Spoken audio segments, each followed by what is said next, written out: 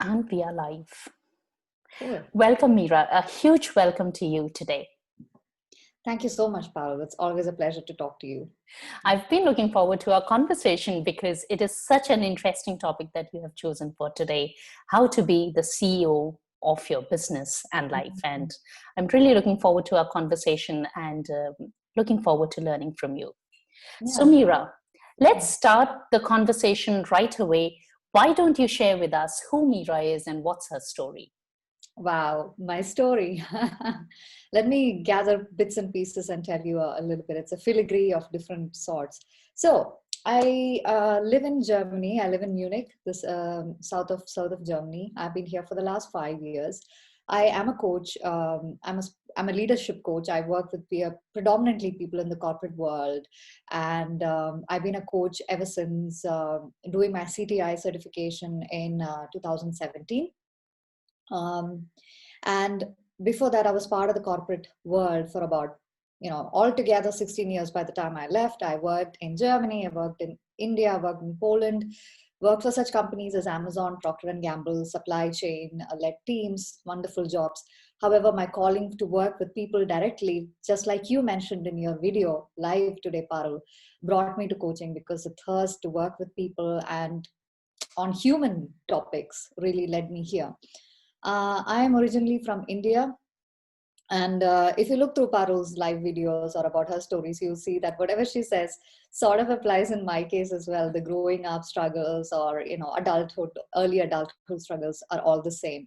So I grew up in a very conservative, normal family in the south of India. I did my education there, engineering, then an MBA. Then I met my husband, who was working in India back then. And then he's German. And then we both moved together to Europe, and that's where I started another chapter of my life. So it's a, like in another interview I was saying, if you look at all our lives, we'll see it's a nice Bollywood movie with a lot of masala. There is romance, there is heartache, there is a villain, there is all sorts of characters, there is drama, there is emotions, there is everything. So that's happened. But I'm happy where I am today in Germany, doing coaching with wonderful people across the world. So that's my present scenario, and I'm happy to be talking to you today, Parul, and all you wonderful people in Parul's group. You have brought up such an important point there, Meera, that we have all the elements from a movie. We have people who haven't been very nice to us, people who have played the villain, and they all the elements, the heartache and the drama. And amidst all this, we are the heroes of our stories. Hmm. And you have definitely lived a life wherein you have been the hero of your story, because I know you since when? 2006, when both of us worked Yeah. in Mumbai. Yeah. 2006, it's been a long time. Yeah. Oh, wow. I missed out that important part of the story. We met in 2007, actually, when almost fresh after my MBA, I joined this company called Cognizant Technology Solutions, and I met the wonderful Parul there. You were like a fresh of breath air in the HR department. Till then, my concept of HR department were like, people who are too, their nose up in the air, not friendly, arrogant people who are always talking about rules. And Parul was so approachable. She's like the lovely, for me, she still is that balance. Parul, you are still the balance. Why should I talk about you in the third person? You're still the balance between empathy and keeping people accountable. So that's a wonderful balance that a lot of people don't really know how to strike. So you manage humaneness with actually getting the results for the company, but also treating people like assets. So I still remember the way you treated me and others, and I think you're still loved by everybody and remembered for that, even if they haven't met you for years. Thank you so much. Thank you so much. I appreciate you saying that. And yes, I've been very fortunate during my stint in the corporate world and in Cognizant specifically. And yes, I do remember being loved a lot by my associates there. So thank you so much for that love. I really, really appreciate it. And I think we have known each other since 2007. And then in 2010, both of us went our own separate ways. You moved to Germany and I moved to the UK. And then it was coaching that brought us together. But I always like to emphasize that before we were work colleagues and now we are friends. Mm. And I So love that it happened that way, that we were able to get in touch, back in touch, and sort of start the new chapters in our lives together and help each other. yes, yes. So thank you for that. Thank you for that love and friendship. I really appreciate that. Me too. All right, let's talk a little bit about the topic that we have chosen today, how Mhm. to be the CEO of your business and life. So tell us more, Meera. Yeah. So I think this topic is very important for me, having been an entrepreneur for the last several years. One stumbles across the way and becomes very humble in the journey. But even though the early years are, sort of dotted with struggles as well as triumphs and learnings, I would love to, what I've tried to carry on is learning from my own experiences, and also from people who are ahead of me, who are running their own businesses, maybe coaches, maybe not. So for me, the essence is actually being the CEO of my own business. We always talk about, especially since I work with corporate people, we talk about being the CEO in a corporate context, but there are elements of that, of those qualities, some of those qualities that can be brought to business, which will actually help us thrive and reduce a lot of the confusion along the way. So that is what I would love to share with you today. Brilliant. Let's do that. But before we do that, I want to share with you that we have a live audience building up here. We have Nice. Sevda, who is joining us from the UK, and we have Jill, who's joining us from Wales, UK. Welcome both. Hi, Jill and Sevda. I think I've interacted with Jill, of course, Jill on LinkedIn, and Sevda as well on LinkedIn or Facebook. So, hi, ladies. Thank you for joining us live. So, Meera, let's talk about how can we be the CEO of our own businesses and Hmm. lives. And lives, yes. So I'll start with the business and businesses, and what applies in business applies in life, and vice versa. So I mean, I'll start from where I played small in my business, and where I'm actually shifting the game, and I'm starting to see a lot of benefits from doing so. So for me, being the CEO of our lives or business is actually having a big picture view of or a vision for our lives. Where do we really want to take the ship of our life, of our careers, of our businesses, of our organizations, if you're from a corporate setting? So where is it that we want to go, and is that really where we want to go? So a lot of times you and I have talked about doing things that are coherent with our values, and not doing it for somebody else. We are not living somebody else's dreams. So what does that really mean? Where do we want to go? What do we want to achieve? What is, of course, what is the lifestyle that we want to have, or the kind of impact we want to have on people? What difference do we want to make in other people's lives? So having that big picture sort of informs not just the vision for our business, but what we do in our daily lives, and how we spend every single day of our lives. For instance, specifically what I do is, which I didn't do in the early years, and I guess some of you do that, and I appreciate those of you who are already doing that, is on a yearly basis, on a monthly basis, on a weekly basis, really see, where is my business heading? Is that the direction I want it to go? If not, what pivots do I need to make? And then actually what I still do is I block time in my calendar. For example, morning times are absolutely precious. I don't give it away for meetings. I use it as brain, I don't know what is called deep work time. It's based on a book. That phrase is called deep work, where you put your head down and do what you want to do. So probably is writing pieces of content or creating videos, whatever moves the needle in your business towards that vision, contacting prospective clients or nurturing your client base, etc. So that is, for example, one of the steps I take as the CEO of my business, having that vision, which is, being a CEO means able to have the big picture view, but be able to swoop into the minor details as well. I think you have brought in some absolutely fabulous points there. What you said about having a big picture, having a clear vision, that is so important, because if we don't know where we are headed, we wouldn't even know when we get there, or we wouldn't be able to appreciate the journey, because we never had a plan in place, we never had a vision in place. So I think that's something very, very important for us to be aware of and to be conscious of. Yeah, and thanks for appreciating that point, Parul. What that reminds me as well as when you said is, for example, a lot of last year, I spent a lot of time creating content on LinkedIn or Facebook, but I didn't have a plan. But this year, 2020 shifted, and I was like, okay, who is the audience that I'm serving? What is the message that I want to share with them? Where do I want to take them? So I became very intentional about that vision, and that informed the content as well, to give you specific examples again. And that actually made a lot of difference. Yeah. Yeah.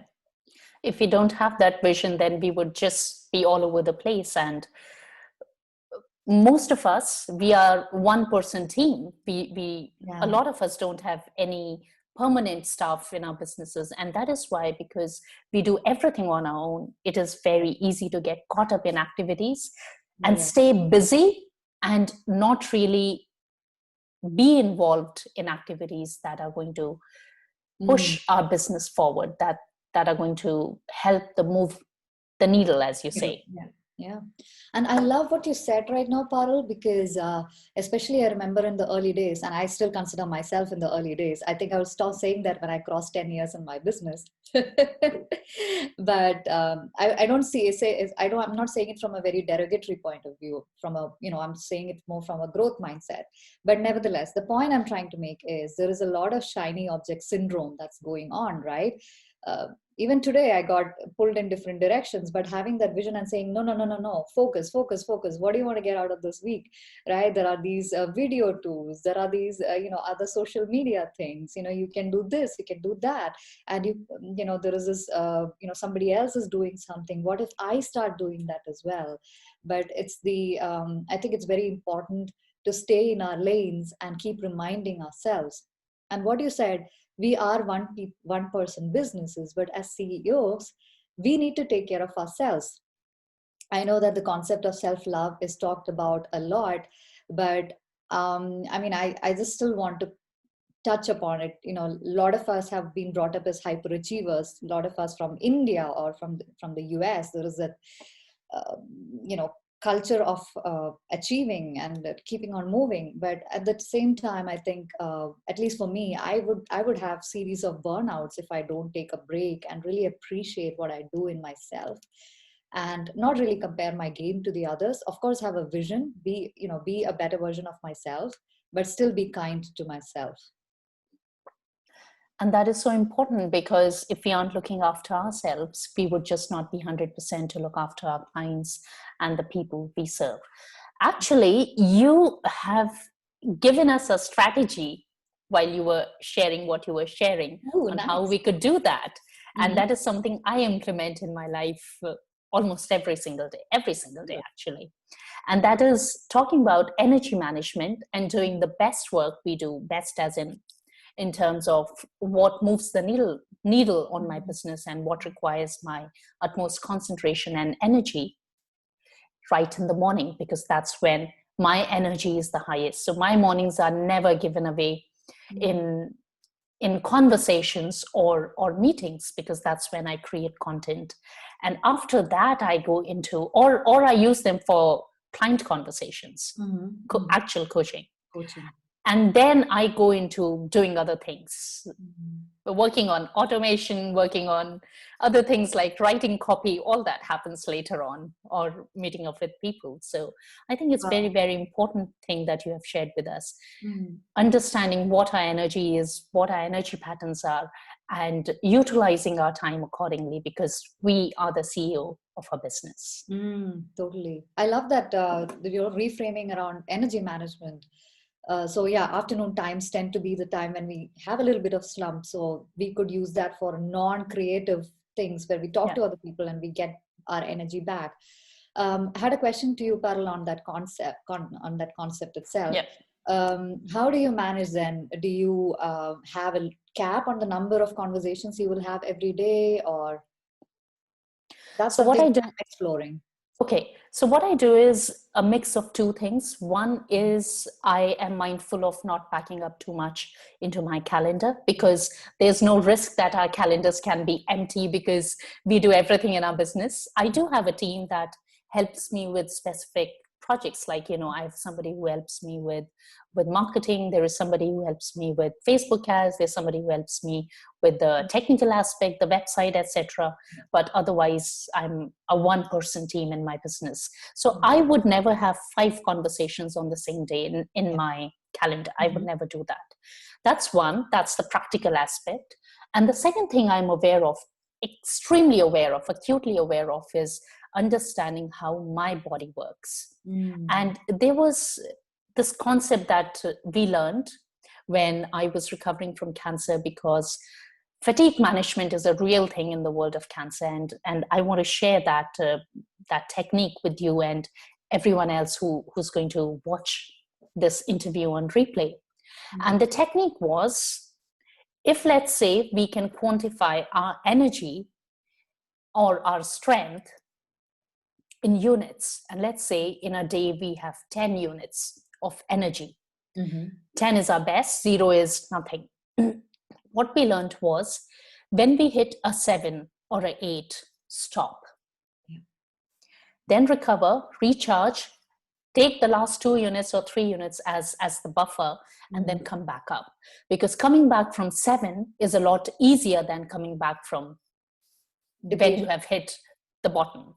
Right. And this is something that really, really helps me. So when I reach 7, I just stop. I would take a break. Okay. Yeah. That's brilliant. And I can afford to do it because it's my own business and I don't want to get caught up in another race. Yeah, exactly. Thank you. Thank you for sharing that, Parul. Much appreciated. And I know we've talked about it before, you and I, about not being in a race anymore, because we actually quit the corporate world and its race because we wanted to nurture our own businesses and ourselves. So we don't want to be going back to the race. So that's something to be mindful of. So I'll also use this, energy management technique of yours. Thank you. You're welcome. Yeah, it really works. It really works. I've been doing it for about 8 years now. It's a game changer because it brings us back into tune with our own energy and helps us understand our own bodies. And that's the level of awareness we really need to have if we don't want to go through burnouts ever again. Yeah, true. And the important point is also, we're doing such heartful or soulful work as coaches. We need to be able to bring our authentic energy into the conversations. We don't want to be the tired, depleted, burned out versions and telling them to uplift the quality of their lives, right? That's just not going to work. Yeah. It's just not going to work. Yeah. I remember reading something on LinkedIn a week ago, and it said coaching is a job that requires so much of our own personal input, because if it's just about the money, you can go and do something else that gives us only money. But here we are so vested in people, and that is why it is important that we look after ourselves. Yes. Yeah. All right. So Meera, you have told us that we've got to have that vision, because if we don't have a vision, then we'll just land up anywhere. Yeah. We have talked a little bit about energy management. What else can we do? I know this could also be talked about quite a lot, but consistency is key. Consistency in showing up for your business. You turn up for your business every day, and you do what? You have those things in your calendar. For example, on a very wishful week or a month or a year, you might set goals that, hey, this is a year I'm going to crack LinkedIn, or this is a year I'm going to crack Instagram. Whatever your measures of cracking is, 1,000 followers or 100,000, whatever, it doesn't matter. But then what do you do? A lot of times we all make, and I am guilty of the same, and not saying that I'm an expert at this in right now, but choose your medium. For me, it was after dilly-dallying with Facebook and Instagram and LinkedIn, going back and forth. Last year, the one thing that I was able to execute correctly was being active on LinkedIn and being there every single day of the week, not weekends, because that's a boundary I decided to draw. And so what I have been doing consistency, let me take a step back and say why consistency is important. I heard another coach, a master coach, say sometime ago, that when you show up with consistency, your clients who are, probably watching you online, for instance, know that they can count on you to show up, that you have regular content. So it's actually building trust. So again, as a CEO of our own business, we need to build trust with our customers, our clients, our consumers. So consistency is the currency for us to build trust with our customers and consumers and clients. And so not just consistency, but quality of content, and which we are all aware of. But I just want to talk about consistency for a bit. So that message resonated with me so much, and I was like really figuring out what to do. So then I picked up LinkedIn and I said, this is where my ideal client, sort of hangs out, and I'm going to go hang out there.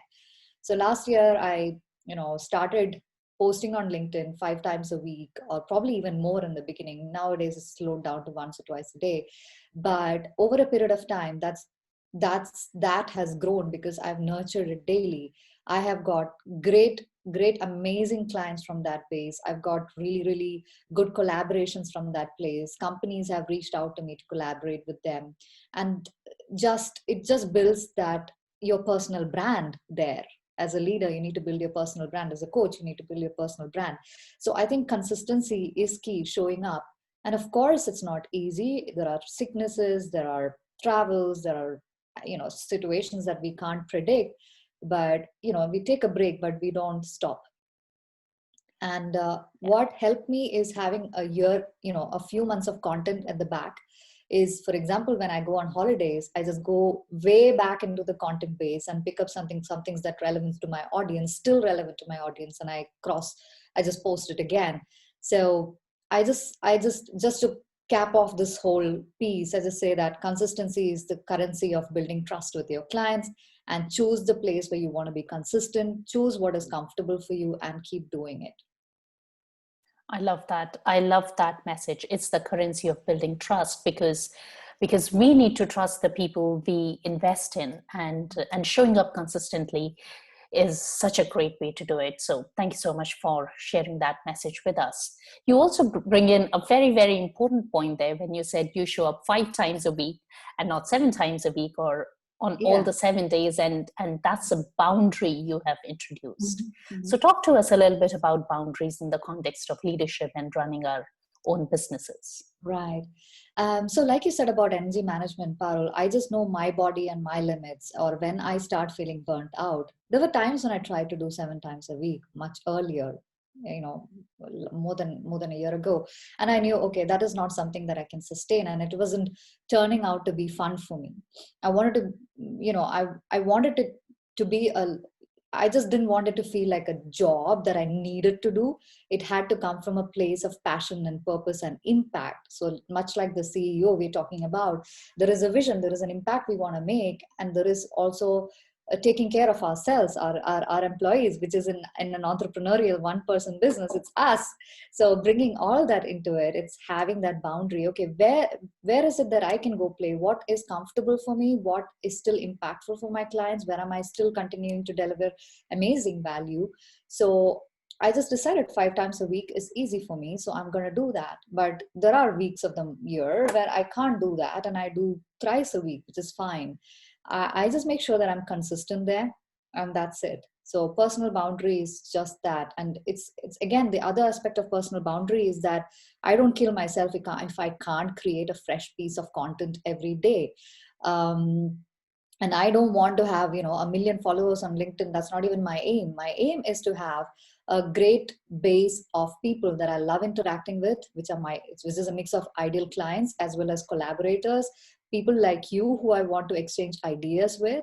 So for me, it's just being there and hanging out and making sure I'm there enough to build those connections and build that trust. Yeah. Yeah.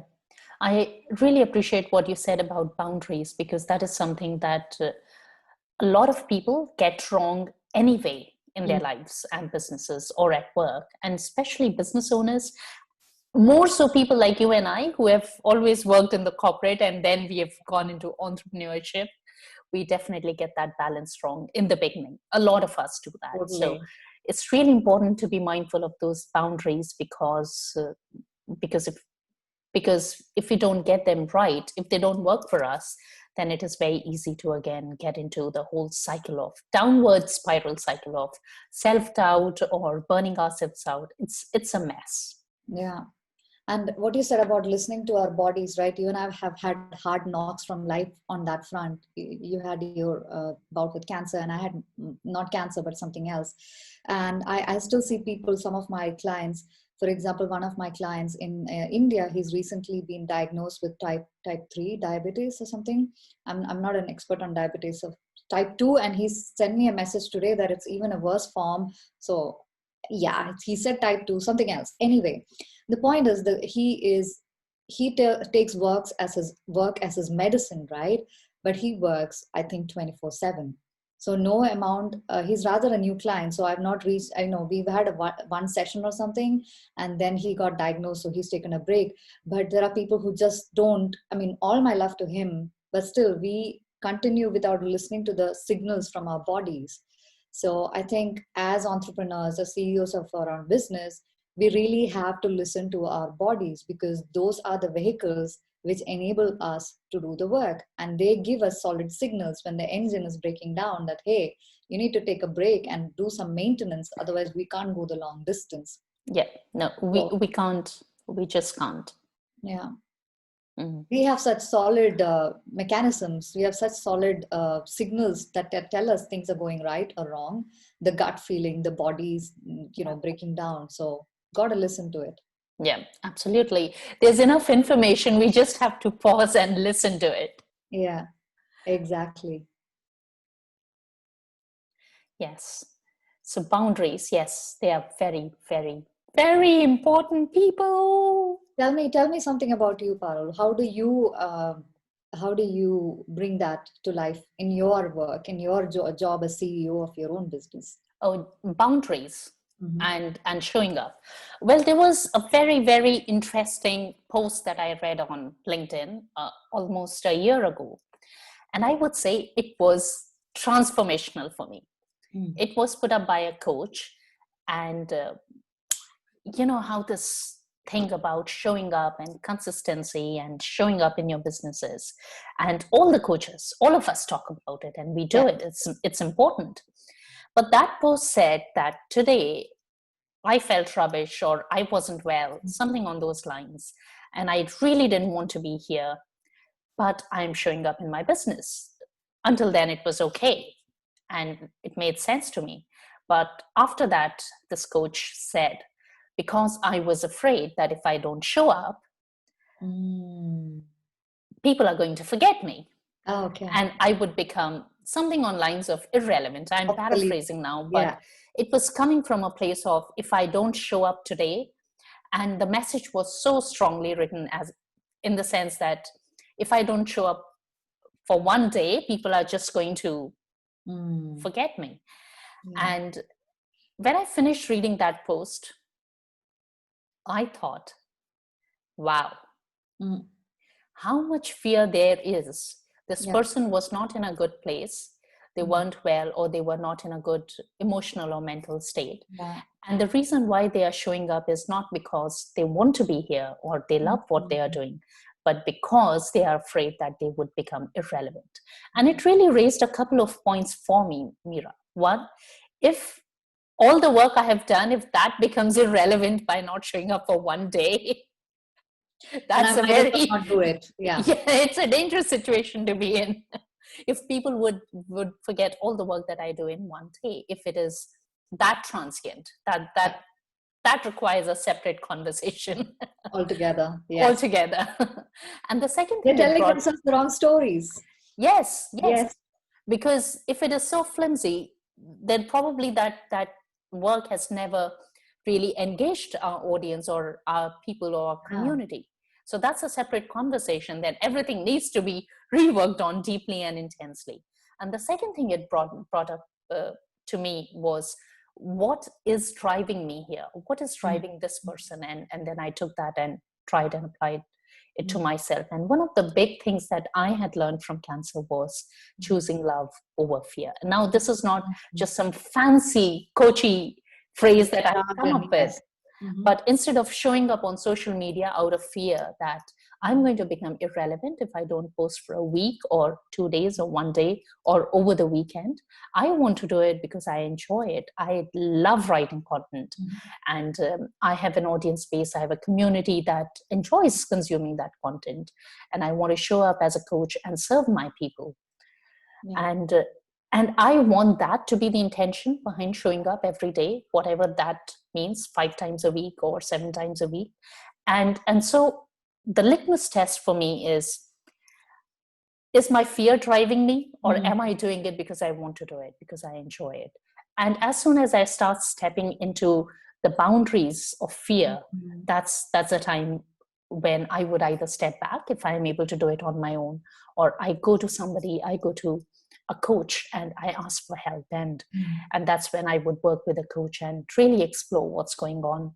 Because being driven by fear, that doesn't work in the long term. Agree completely. So that's my way of managing the situation. Right. I totally agree with that. This love versus fear, the place where you come from, where you take your actions, where you form your vision. Why do we all come into business or start our own, entrepreneurial journey? I think it was an inspired idea, which is inspired by love, or a place of opportunities, a place of growth. In essence, it's love, if I can use one word. The other essence is fear of not being doing enough, or not making enough money, not being the right place, right time, all those kind of fears is where I see a lot of people stuck in their jobs in corporate. And if that's the same energy we bring to our business, then we are not doing justice to our child, our business, or our clients. So rightly said. And I use this particular love or fear, where are you coming from, to myself, and a lot of times to my clients as well. Who's in the driver's seat? Is it love or fear? Yeah, so that's great. And what you said about consistency, you don't just do that because you're afraid of losing out. You do that because you have value to add, and you see that people are, if this piece of content will help my clients. So a lot of days, so for example, Monday morning or a Friday morning, I wake up and think, what state of mind could my client be in? What would they love to hear from me today? And there are days when I would just, most of the days I try to do my hair, a little bit of makeup, be presentable on camera, and do some lives. But there are days when I remember 2-3 months ago, when I was driving, my husband was driving, I was in the car, and we had a wonderful conversation. And I was so inspired. I went live, right? I don't know. I recorded it while sitting in the car. My hair was all over the place because I had woken up at 4 a.m. And I don't know, I was looking like a mess, which is fine. And the sound was off. The sound was not great. We were passing through tunnels and stuff like that. The light was off. But that is the video that got the maximum number of views ever. Because I people remember that video. I remember that. people loved it. There were a lot of people who came and messaged me after that, and like, I was just like, it was such an inspired moment. It touched so many people. So yeah, that's love versus fear for us. Why did we even Yes. enter this business? Are we carrying that energy into our daily life? And I'm not saying I get it all the time right? Like you said, when we get stuck, we ask for help, coaches, mentors. Yeah. Yeah, it's about understanding what works for us and do it consistently, and do it from a place of love and not Yeah. fear. Right. Yeah. Mm. Exactly. And if Yeah. consistency means once a week for you, Yeah. great, do that. Don't make it 5 times. For me, 5 times works. Like, I did a course, I would not take the name, but I guess a lot of people can figure out who it is. So I did a LinkedIn class course, and that lady would say, post 5 times, oh no, 4 times a day. I know who you are talking about. I mean, I think. Yeah, I like those type A personalities for who they are, and they do tremendous whatever I don't judge their work, and they're great in their own capacity, but that's not for me because I'm different. My boundaries are different, so we all have to find our sweet spot. Yes, yes, yes. And maybe it works for them. It works in their business, Yeah. according to what they are offering, and it may not be right for us. And Exactly. yesterday, as recent as yesterday, I was having a conversation with this amazing girl, Sophie, who does Facebook ads and digital marketing for me. And at one point, she said, templates don't work because you cannot pick up a template that has worked for a completely different kind of business and really just pick up and use it in your own business Yeah. and scale your business accordingly. That's the reason why mostly the formulae and the templates don't work. And it's really, really important for business owners to understand that what Mhm. works in one place may not work in another place. Yeah, lovely. And I think we all could also, this is an area for us to be creative, right? Okay, something's worked for somebody else. How can I blend my own signature into this? How can I bring my own element to it? Okay, there is a template. How can I, make it even, flourish, make it flourish with my energy? Yeah. So I think we have the liberty as entrepreneurs or as the CEOs of our business to actually, we have the power, the authority, the freedom, the creativity to bring that. So let's play with it. Yes, why not? We didn't have so much leeway when we worked in the corporate world, Yeah. but as the CEO of our own businesses, we definitely have it. We'll Yeah. continue the conversation, but I want to share with you that Carolyn has joined us from Singapore. Hi, Carolyn. It's quite late in the day for you, Carolyn, I guess. It must be 10:30 if I get it right. Yeah, really late. Yeah. Yeah, so a great vision, boundaries, consistency, showing up and doing what is right for us, listening to our own energy and bodies. Let's talk about one big thing that is part of any kind of work situation, or especially running a business. Let's talk a little bit about values and Mhm. how we can align ourselves, how we can utilize values to make sure that they work for us. Mhm. Yeah, I mean, I have to admit you've caught me off guard. It's an important topic, but I'm not getting a segue to sort of enter that conversation. Values is important. And what am I thinking? What can I say here? I mean, in a way that's relevant to the audience, right? So, I mean, I'll just say this. So, for me, the one value that I try to live by or try to remember whenever fear tries to possess me is, why did I even start this? Why did I even enter this? So, for me, that value is actually doing work that makes me come alive. So, first, I put the max oxygen mask on myself. Why am I doing it? What does it do to me? Right? Okay, it makes me come alive. It is doing a job that helps me feel like I'm doing my bit in the world. I'm bringing my potential out into the world. And the other part of the coin is, yes, I'm impacting other people in my own humble capacity. I am supporting them. I'm guiding them in their own personal exploration. So it's actually, so for me, the value is being honest to myself and not going after shiny object syndrome or opportunities that really are not coherent with that, where I would need to lie to myself or my clients, stuff like that. The other value is actually showing up as my best version, which is also consistent with my value of growth and authenticity, like showing up as a good version of myself, better and better every day, as a more and more authentic person, like peeling back the onions and showing up for my business.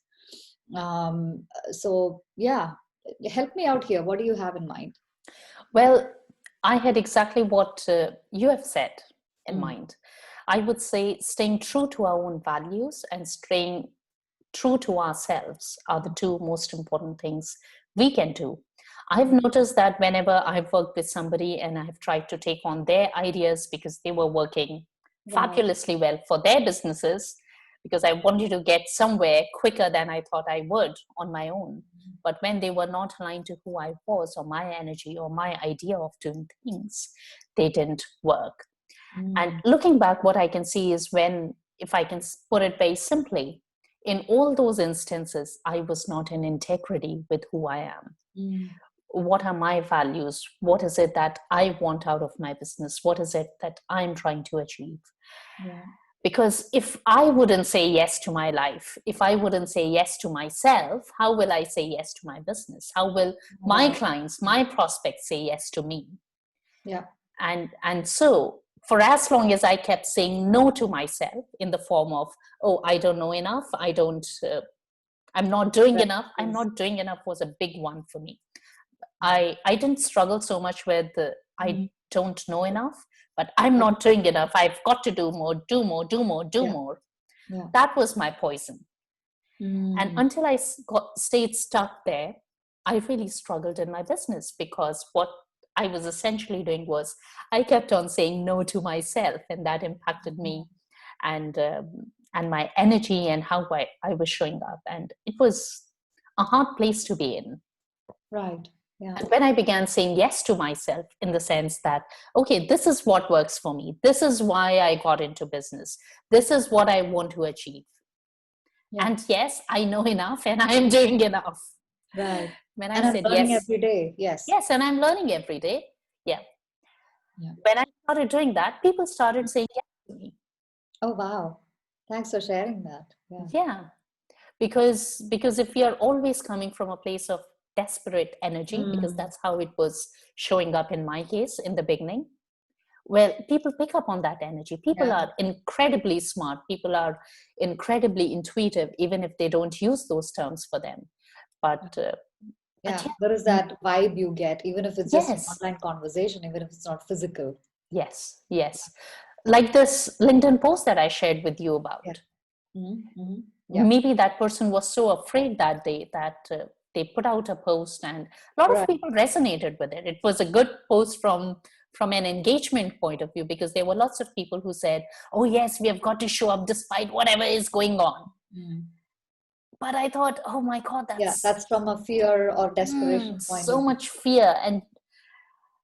And do I really want that for myself? Yeah. Exactly. Exactly. Yeah, what you said, I don't do enough also creeps up in my, environment, my own mindset ever so often. And that is where, going back to the vision we talked about, and I guess you come from the same place, is okay, what do I want to achieve? What are those things that I need to do to get there?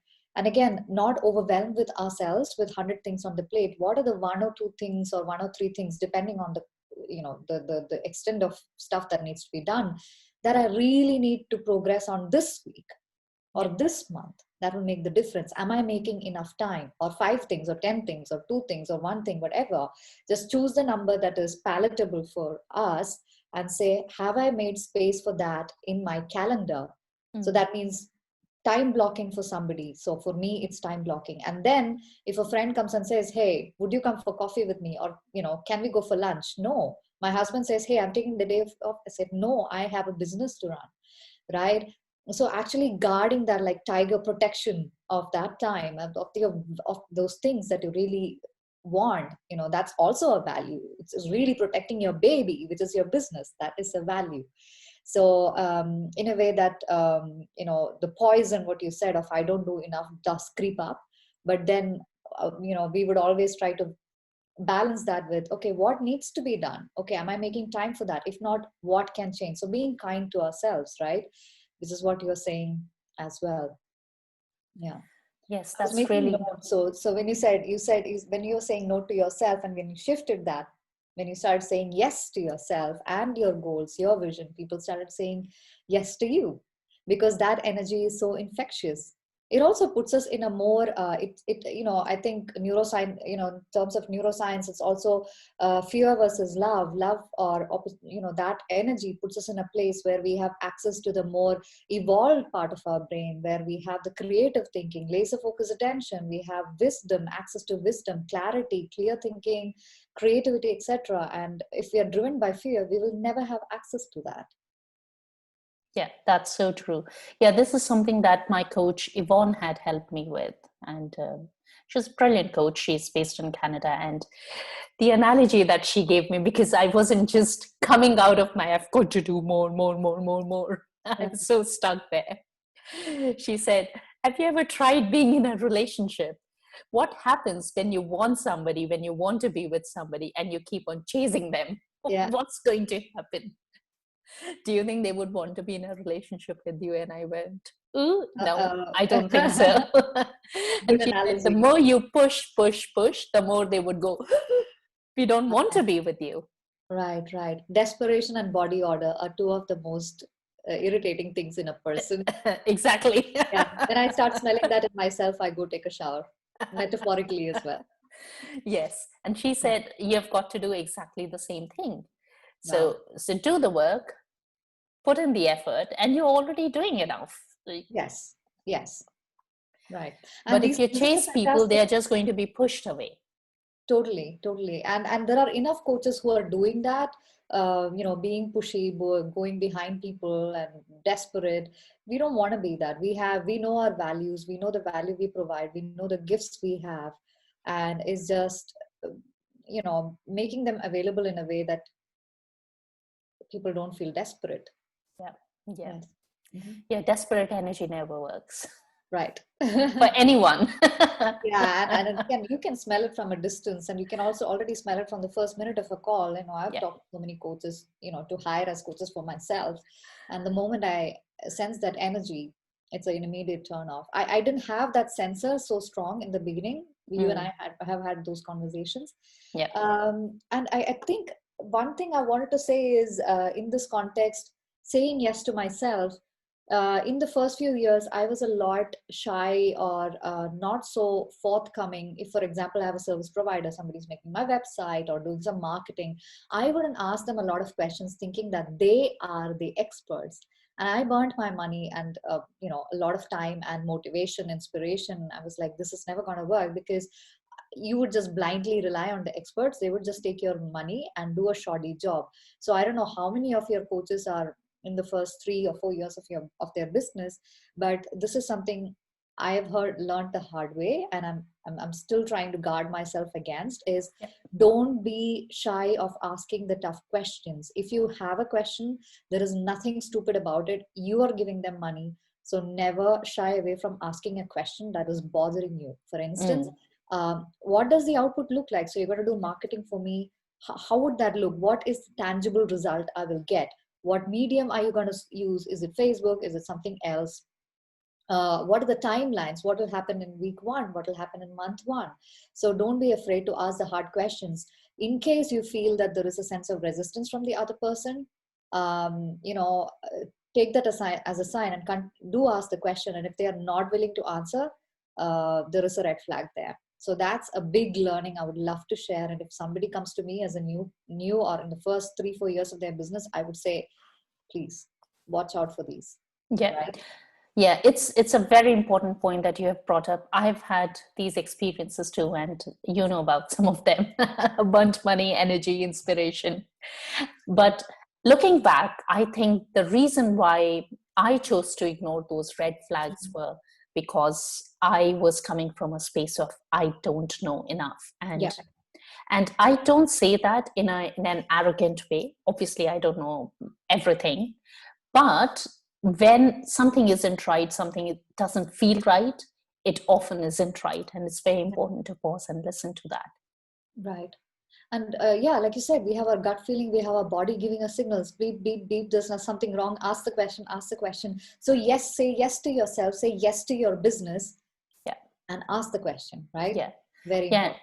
And I think if we can just start trusting us a little more than we do, give ourselves credit a little bit more than we do, I think we'll all be in a better place. Right, exactly. So, the whole point about confidence or not feeling in the right place or not being good enough also keeps coming up.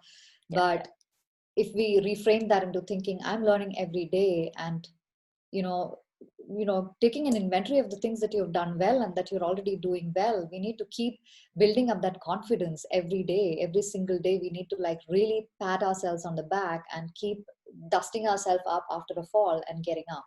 Yeah. And yes, like you said, invest in coaches. I'm not saying like invest in coaches or other service providers, but be, I don't know, ask the questions. Yeah. Right, Ask the we all questions. need help. Yeah, don't shy away from help, but ask the right questions. Ask the questions and trust yourself, Yeah. and work with somebody you trust with. Get to know them. That's a mistake I didn't do. That's a mistake I did a couple of times. I don't do that anymore. Tell me a little bit. I didn't get you. What did you mean? Oh, so in the beginning, if I would be in a conversation wherein somebody could show me in a conversation that they would be able to help me get where I want to get to, I Mhm. would sign up with them. Oh, we would just blindly sign up with them without asking Right. questions. And Yeah. it was again going back to, oh, someone else can help me get there. Someone else can do this for me. Someone else can rescue me and my business. What I'm talking about is have that trust in yourself. And when you go and have those conversations, when you seek help from a place of, I know I've got this and I've got to make this work, others can help me and not rescue me. There's Yeah. no rescuing that is required anyway, Right. and we can go in from that space. It's a very different energy, and the decisions we make are going to be better decisions. Totally. And I mean, again, ask ourselves, what would the CEO of this business do? Which is actually me. Would the Yes. CEO play small or actually ask the tough questions? Mm. There is no harm. I mean, we have to, we have a vision, we have to stay true to it. So asking questions and not really just giving the baby away or a business away to somebody and go and handle it is Yeah. not going to work. Yes. Mhm. Yeah. And there are times when, despite everything, all the research, all everything that you have vetted, your decision wouldn't be right. And I think Mhm. it's very important to be kind to ourselves when that Okay. happens. Take the learning and try and not make that mistake again. Right. Don't go down that spiral of negative thinking. Take the learning and bounce off from there towards, strength, because that is resilience, right? That Yes. builds resilience. Yes. Mm. Yeah. So a few other points on that note is we all we play too small. I mean, especially women, right? We play too small in our lives, and we say I still don't know enough, or I'm like I will make a lot of mistakes. I'm not going to go online on do a live, or I'm not going to go online and write a post because I might make mistakes. I'm not ready for that kind of attention. There could be an honest story there, but sometimes we tell ourselves too many disempowering stories. As a story coach, you know that yourself, right? I mean, you're the master of helping people with that. So a lot of times we need to inspect our stories, and Mm. other times we are too hell bent on being perfect. That our product or service Yeah. has to tick all the right boxes before it even sees the light of the day. One concept I recently heard about. It's a term that stuck with me. It's called minimum viable product (MVP). So that means what is the minimum version of your product that will make a difference to people's life. You don't have to wait till it has all the bells and whistles, all the paint on it, stuff like that, all the ribbons and bows and stuff like that. What is that minimum product that you can put out into the world for it to see that will actually help people? So I'm not saying that, hey, put something that doesn't work into the world, but don't be hell bent on going at 100% perfection. If you're at 90%, go for it. Put your product, your post, yourself out into the world. A lot of people, including myself, have been there. So this is also a message I tell myself: don't be stuck on perfectionism. Don't doubt yourself too much. Yeah. That's such an important point. If I had waited until I was perfect, if I became who I wanted to be, that unicorn, I wouldn't be doing what I'm doing now. I would still be waiting for that thing Yeah. to grow. Oh. Yeah. So true. I mean, that's why I said, right, a lot of people go to their graves with their dreams still intact. Yeah. And that's such a regretful place to be in. Yeah, totally. Yeah. Mm. So tell us, Mira, do you have something coming up that you are excited about? Yeah, I have a couple of things to be Mm-hmm. excited about. So next week I'm doing a masterclass. It's a free masterclass.